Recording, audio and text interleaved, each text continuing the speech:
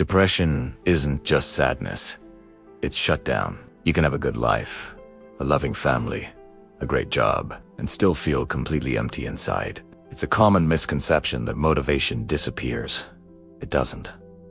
Your energy does. And perhaps the most dangerous, most insidious part of depression is just how normal it can look from the outside. In the next 10 minutes, we're going to pull back the curtain on this often misunderstood condition. You'll understand what depression really is, what it does to your brain and your body on a biological level, and most importantly, what actually helps you find your way out. For so many of us, our understanding of depression is shaped by simplified portrayals in media. We think of it as constant crying or dramatic despair. But the reality is far more subtle and complex. Depression is more than just a persistent low mood. It's a comprehensive condition that infiltrates and affects your entire system. It drains your energy, clouds your thinking, disrupts your sleep, alters your appetite, and robs you of your ability to feel pleasure. It is crucial to understand this from the very beginning. This is not a choice you're remaking. It's not a character flaw or a sign of weakness. It is a legitimate and serious health condition, just like diabetes or heart disease. To truly grasp what's happening, we need to look at our biology. Our nervous system has evolved over millions of years to keep us safe. When we face an immediate threat, we enter fight or flight mode. But what happens when the threat isn't a predator, but chronic stress, prolonged overwhelm, or a sense of hopelessness? The system can't stay in high alert forever. Instead, it can shift into a state of conservation, what some neuroscientists call the shutdown response. Think of it as your body's emergency power-saving mode. It's an attempt to conserve energy when your internal resources feel critically low. This isn't a mental decision. It's a deep, physiological shift. This is why depression can feel like you're trying to move through molasses. Every single task, from getting out of bed to brushing your teeth, can feel like it requires an immense, almost impossible, amount of effort. It's a biological state, not a personal failing. This shutdown state has a direct and profound impact on the brain's chemistry, particularly its reward system. This leads to a core, and often most baffling, symptom of depression called anhedonia. Anhedonia is the reduced ability to experience pleasure. Things that once brought you joy, hobbies, music, food, spending time with loved ones, suddenly feel flat and uninteresting. They become chores, not rewards. It's not that you decide not to enjoy them. The neurocircuits that process pleasure and reward are literally dampened.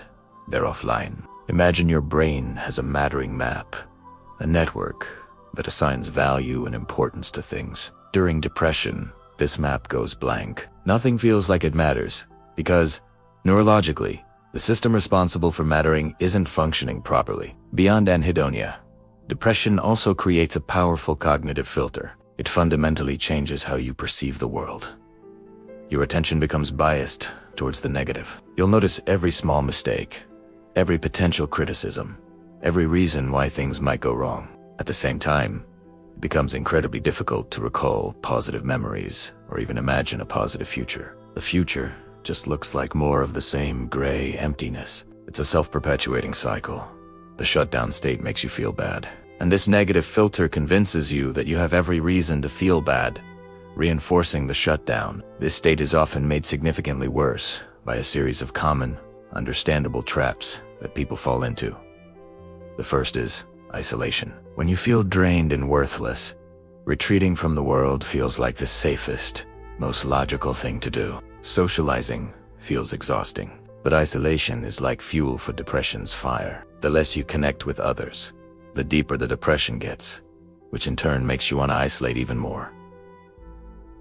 It's a vicious downward spiral. The second trap is an irregular routine, especially with sleep. Depression scrambles your internal clock. You might struggle with insomnia, lying awake for hours, or you might sleep for 12 hours and still wake up exhausted. This disruption to your sleep-wake cycle wreaks havoc on crucial brain functions, including mood regulation and energy production. A third trap is self-medication, often with alcohol. It is tempting to reach for something that offers even a moment of relief from the internal pain. And for a brief period, alcohol might seem to numb the feelings. But alcohol is a central nervous system depressant. While it may provide temporary escape, it ultimately worsens your mood, disrupts your sleep even further, and can lead to dependency, adding another layer of problems. And finally, there's the mental trap of rumination. This is when your mind gets stuck in a repetitive loop, replaying negative thoughts, memories,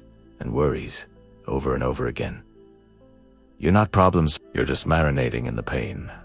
Rumination is incredibly draining. It digs the neural pathways of negativity deeper and deeper, reinforcing feelings of shame, guilt, and hopelessness. It convinces you that your thoughts are facts and that your situation is permanent. So, how do you break this cycle? It's a daunting question when you have zero energy. The key is to understand that you don't need a huge, heroic leap.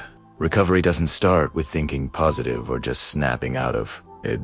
That's impossible from a state of shutdown. Instead, it begins with small, grounded, and realistic steps that send signals of safety and stability back to your nervous system. It's about behavior first, feeling second. Let's talk about some practical science-backed actions. First, focus on stabilizing your sleep rhythm. This is foundational. Instead of trying to force yourself to fall asleep, which often creates more anxiety, focused on a consistent wake-up time. Yes, even on weekends. Waking up at the same time every day helps to reset your body's internal clock, or circadian rhythm. When you wake up, try to get at least 10 minutes of direct sunlight within the first hour. This powerful signal tells your brain to shut off melatonin production and start the clock for the day, which will in turn help you feel sleepy at the right time at night.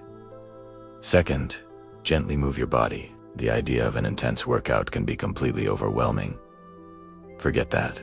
The goal is gentle movement. A 10 to 20-minute walk outside is more than enough. Walking does two amazing things. It creates a gentle forward momentum, which can be a powerful psychological antidote to feeling stuck. And biologically, even light exercise releases endorphins and other neurochemicals that can have an immediate positive effect on your mood. You are not exercising to get fit. You are walking to change your brain chemistry. Third, make one small social contact.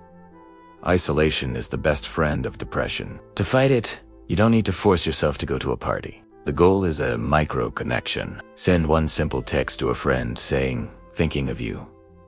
Call a family member for just 5 minutes. The purpose is to remind your brain that you are not alone, that you are part of a tribe. This small act can be a powerful lifeline that breaks the grip of isolation. Fourth, you need a strategy to reduce rumination. Your mind is a loop of negative thoughts, and trying to fight them directly often makes them stronger. A powerful technique is to externalize them. Get a piece of paper or a journal and just write down everything that's in your head. Don't edit it, don't judge it, just get it out. This process, known as a brain dump, creates distance between you and your thoughts.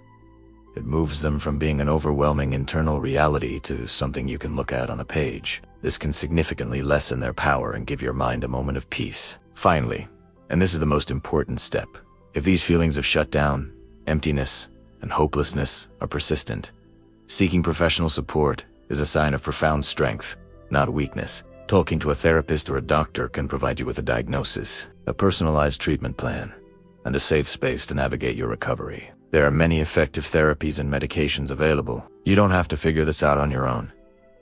Reaching out is the bravest step you can take. Remember, recovery from depression is not about forcing yourself to be happy.